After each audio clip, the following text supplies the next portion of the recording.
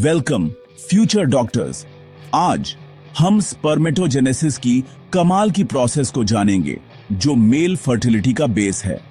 यह कुदरत की अल्टीमेट असेंबली लाइन है जो एक सिंपल सेल को जेनेटिक इंफॉर्मेशन के एक स्पेशलाइज्ड कैरियर में बदल देती है। स्पर्मेटोजेनेसिस सिर्फ एक बायोलॉजिकल फंक्शन नहीं है, यह इस बात की कहानी है कि कैसे नए जीवन के ब्लूप्रिंट का आधा हिस्सा बनता है और अपनी जर्नी के लिए तैयार होता है। हर दिन लाखों स्पर्म एक बहुत ही रेगुलेटेड ऑर्डरली सीक्वेंस में बनते हैं। हम इस कॉम्प्लेक्स टॉपिक को सिंपल याद रखने लायक हिस्सों में बांटेंगे। एक हाईटेक ड्रोन प्रोड्यूसने की कल्पना करो। आप एक ब्लूप्रिंट से शुरू करते हैं, कंपोनेंट्स को मल्टीप्लाई करते हैं, उन्हें बढ़ने देते हैं और फाइनल प्रोडक्ट को असेंबल करते हैं। स्पर्मेटोजेनेसिस भी इसी लॉजिक को फॉलो करता है। यह स्टेम सेल्स से शुरू होता है, उन्हें मल्टीप्लाई करता है, उन्हें बड़ा करता है, उनकी जेनेटिक कंटेंट को आधा करता है और आखिर में उन्हें स्ट्रीमलाइंड मोटाइल स्पर्म में बदल देता है। इस प्रोसेस को समझना रिप्रोडक्टिव हेल्थ और मेडिकल प्रैक्टिस के लिए बहुत जरूरी है। आइए स्टेम सेल से लेकर मैच्योर स्पर्मेटोजून तक हर स्टेज में गेवरियाई से जाएं और देखें कि यह माइक्रोस्कोपिक मार्वल कैसे अनफोल्ड होता है। स्पर्मेटोजेनेसिस की प्राइमरी साइट टेस्टिस है, खासकर सेमिनिफेरस ट्यूब्यूल्स के अंदर। ये कॉइल्ड ट्यूब्स वो असेंबली लाइंस हैं जहां स्पर्म का प्रोडक्शन होता है। अंदर दो मेन सेल टाइप्स बहुत जरूरी हैं, जर्म सेल्स डेवलप होते हुए स्पर्म और Sertoli cells supportive nurse cells. Sertoli cells पोषण, स्ट्रक्चर और एक प्रोटेक्टेड एनवायरनमेंट देते हैं। ब्लड टेस्टिस बैरियर प्रोड्यूस होते हैं, एक हाई सिक्योरिटी चेक पॉइंट जो डेवलप होते हुए स्पर्म को इम्यून सिस्टम से बचाता है। यह बैरियर बहुत जरूरी है क्योंकि स्पर्म जेनेटिकली यूनिक होते हैं और नहीं तो उन पर हमला होगा जैसे वे अटैकवर हों। ट्यूब्यूल्स के बाहर लेडिक सेल्स पावर प्लांट की तरह काम करते हैं। टेस्टोस्टेरोन प्रोड्यूस होते हैं, वह हार्मोन जो स्पर्म प्रोडक्शन को मूवता है। टेस्टोस्टेरोन मास्टर सिग्नल है जो असेंबली लाइन को मूवता रहता है। तो ट्यूब्यूल्स के अंदर सर्टोली सेल्स स्पर्म को पोषण देते हैं, जबकि बाहर लेडिक सेल्स जरूरी हार्मोनल फ्यूल देते हैं। यह टीम वर्क एफिशिएंट, प्रोटेक्टेड और कंटिन्यूअस स्पर्म प्रोडक्शन को पक्का करता है। स्पर्मेटोजेनेसिस मल्टीप्लिकेशन फेज से शुरू होता है। यहां स्पर्मेटोगोनिया नाम के स्टेम सेल्स जो ट्यूब्यूल के किनारे पर होते हैं माइटोसिस से गुजरते हैं ताकि एक सेल्फ रिन्यूइंग पूल बन सके। कुछ डॉटर सेल्स स्पर्मेटोगोनिया के रूप में ही रहते हैं जिससे लाइफ लॉन्ग स्पर्म प्रोडक्शन पक्का होता है। दूसरे, जिन्हें टाइप बी स्पर्मेटोगोनिया कहते हैं, स्पर्म बनने के लिए तैयार होते हैं और डेवलपमेंट में आगे बढ़ते हैं। यह फेज पूरी तरह से एक्सपेंशन के बारे में है।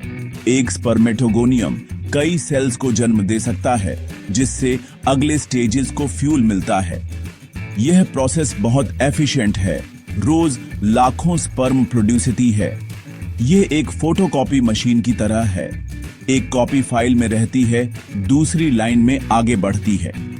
यह लगातार मल्टीप्लिकेशन पक्का करता है कि फैक्ट्री में कभी कच्चे माल की कमी न हो। इसके बिना स्पर्म प्रोडक्शन जल्दी रुक जाएगा। मल्टीप्लिकेशन फेज हर उस चीज का बेस है जो इसके बाद आती है। अगला है ग्रोथ फेज, जहां कमिटेड टाइप बी स्पर्मेटोगोनिया बदलते हैं। वे सर्टोली सेल्स से न्यूट्रिएंट्स एब्जॉर्ब करते हैं, बड़े होते हैं और प्राइमरी स्पर्मेटोसाइट्स बन जाते हैं। यह स्टेज रेडी के बारे में है, एनर्जी जमा करना और आने वाले डिविजन्स के लिए डीएनए को डुप्लीकेट करना। प्राइमरी स्पर्मेटोसाइट अब सबसे बड़े जर्म सेल्स में से एक है जिसमें 46 क्रोमोसोम्स होते हैं। हर एक सिस्टर क्रोमेटिड्स में डबल होता है। यह डीएनए रेप्लिकेशन अगले स्टेप के लिए बहुत जरूरी है, मियोसिस। सेल ट्यूब्यूल में और गेवरियाई में चला जाता है, आने वाले कॉम्प्लेक्स डिविजन्स के लिए तैयार। ग्रोथ फेज इंटेंस रेडी का पीरियड है जो जेनेटिक रीशफलिंग के लिए स्टेज सेट करता है। यह मियोटिक डिवीजन के तूफान से पहले की शांति है। अब आता है मैचुरेशन फेज, जहां जेनेटिक्स सेंटर स्टेज लेती है। प्राइमरी स्पर्मेटोसाइट मियोसिस से गुजरता है, एक 2 स्टेप डिवीजन जो क्रोमोसोम नंबर को आधा कर देता है। मियोसिस 1 सेल को 2 सेकेंडरी स्पर्मेटोसाइट्स में बांटता है। हर एक में 23 क्रोमोसोम्स होते हैं, अभी भी सिस्टर क्रोमेटिड पेयर्स में। इस स्टेप के दौरान क्रॉसिंग ओवर जेनेटिक मटेरियल को शफल करता है, जिससे यूनिक जीन कॉम्बिनेशंस बनते हैं।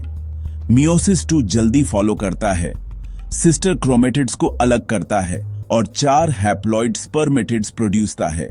एक प्राइमरी स्पर्मेटोसाइट से हमें 4 जेनेटिकली यूनिक स्पर्मेटिड्स मिलते हैं। इन सेल्स में सही जेनेटिक कंटेंट होती है, लेकिन वे अभी फंक्शनल स्पर्म नहीं होते। मैचुरेशन फेज जेनेटिक डाइवर्सिटी और सही क्रोमोसोम नंबर दोनों को पक्का करता है। रिजल्ट, 4 कच्चे स्पर्मेटिड्स अपने फाइनल ट्रांसफॉर्मेशन के लिए तैयार। आगे हम उनके मैच्योर स्पर्म में ड्रामेटिक रीमॉडलिंग सीखे। फाइनल एक्ट है स्पर्मियोजेनेसिस, राउंड स्पर्मेटिड्स का स्लीक मोटाइल स्पर्मेटोजोआ में बदलना। यहां कोई और डिवीजन नहीं, यह सब रीमॉडलिंग के बारे में है। न्यूक्लियस कंडेंस होता है, डीएनए कसकर पैक होता है और हेड तैरने के लिए स्ट्रीमलाइन हो जाता है। एक एक्रोसोम कैप बनती है जो अंडे में घुसने में मदद करने के लिए एंजाइम से भरपूर होती है। एक टेल फ्लेजेलम बढ़ती है जो मिडपीस में घूमने वाले माइटोकॉन्ड्रिया से चलती है। यह इंजन रूम है। सेल एक्स्ट्रा साइटोप्लाज्म को छोड़ देता है, जिससे एफिशिएंट मूवमेंट के लिए भार हल्का हो जाता है। सर्टोली सेल्स छोड़े गए मटेरियल को फैगोसाइटोस करके मदद करते हैं। रिजल्ट, एक मैच्योर स्पर्म जिसमें हेड, जेनेटिक मटेरियल और एक्रोसोम, मिडपीस, माइटोकॉन्ड्रिया और टेल, मोटिलिटी होती है। यह ट्रांसफॉर्मेशन एक सिंपल सेल को फर्टिलाइजेशन स्पेशलिस्ट में बदल देता है। स्पर्मियोजेनेसिस फाइनल स्कल्प्टिंग है, जो एक माइक्रोस्कोपिक मार्वल प्रोड्यूसिटी है। स्पर्म अब अपनी जर्नी के लिए तैयार है। स्पर्मेटोजेनेसिस को हार्मोन द्वारा कसकर रेगुलेट किया जाता है, जो ब्रेन और टेस्टिस के बीच एक क्लासिक फीडबैक लूप में होता है। हाइपोथैलेमस GnRH रिलीज करता है, जो पिट्यूटरी को LH और FSH सीक्रेट करने का सिग्नल देता है। LH लेडिक सेल्स को टेस्टोस्टेरॉन प्रोड्यूसने के लिए स्टिम्युलेट करता है, जो स्पर्म प्रोडक्शन के लिए मेन फ्यूल है। टेस्टोस्टेरॉन सर्टोली सेल्स पर काम करता है, जो जर्म सेल डेवलपमेंट को सपोर्ट करते हैं। FSH सीधे सर्टोली सेल्स को स्टिम्युलेट करता है ताकि वे एंड्रोजन बाइंडिंग प्रोटीन जैसे पदार्थ बना सकें, जिससे ट्यूब्यूल्स में टेस्टोस्टेरोन का लेवल हाई रहे। सर्टोली सेल्स इनहिबिन भी रिलीज करते हैं, जो पिट्यूटरी को सिग्नल देता है कि जब स्पर्म प्रोडक्शन हाई हो तो FSH कम कर दे। यह नेगेटिव फीडबैक स्पर्म प्रोडक्शन को बैलेंस रखता है। हार्मोनल एक्सिस स्पर्म की एक स्थिर कंट्रोल्ड सप्लाई को पक्का करता है। इस रेगुलेशन के बिना फर्टिलिटी इम्पॉसिबल होगी। स्पर्मेटोजेनेसिस एक मैराथन है, स्प्रिंट नहीं। इसे शुरू से अंत तक लगभग 74 डेज लगते हैं। हर फेज माइटोसिस, ग्रोथ, मियोसिस और स्पर्मियोजेनेसिस हफ्तों तक चलता है, जिससे प्रेसिजन और क्वालिटी पक्की होती है।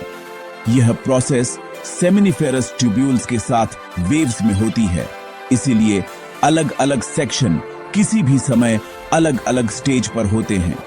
यह स्पर्मेटोजेनिक वेव मैच्योर स्पर्म की लगातार सप्लाई की गारंटी देती है।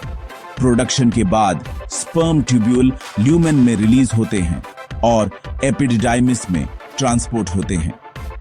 वहां वे और 10-14 दिन मैच्योर होने में बिताते हैं, मोटिलिटी और फर्टिलाइजिंग एबिलिटी हासिल करते हैं। स्टेम सेल से पूरी तरह से फंक्शनल स्पर्म तक की कुल जर्नी लगभग 3 महीने की होती है। यह सावधानी पूर्वक टाइमिंग पक्की करती है कि स्पर्म की एक स्थिर धारा हमेशा उपलब्ध रहे। यह प्रोसेस बायोलॉजिकल प्रेसिजन और एफिशिएंसी का एक प्रमाण है। समरी में, स्पर्मेटोजेनेसिस एक बहुत ही ऑर्गेनाइज्ड, एफिशिएंट प्रोसेस है जो एक स्टेम सेल को एक स्पेशलाइज्ड स्पर्मेटोजून में बदल देती है। यह सेमिनिफेरस ट्यूब्यूल्स में होता है, सर्टोली और लेडिक सेल्स द्वारा गाइड किया जाता है और टेस्टोस्टेरोन द्वारा फ्यूल किया जाता है। जर्नी में मल्टीप्लिकेशन, ग्रोथ, मैचुरेशन और स्पर्मियोजेनेसिस की ड्रामेटिक रीमॉडलिंग शामिल है। हर स्टेप जेनेटिक डाइवर्सिटी, लगातार सप्लाई और रिप्रोडक्टिव रेडीनेस को पक्का करता है। हार्मोनल कंट्रोल प्रोसेस को बैलेंस्ड और रिस्पॉन्सिव रखता है। इस असेंबली लाइन को समझना मेडिसिन और ह्यूमन बायोलॉजी की सराहना के लिए बहुत जरूरी है। हर ट्रांसफॉर्मेशन का एक मकसद होता है और फाइनल प्रोडक्ट सेलुलर इंजीनियरिंग का एक मार्वल है। स्पर्मेटोजेनेसिस जीवन की कंटिन्यूटी की कहानी है जो सेल्स और जीनस की भाषा में लिखी गई है।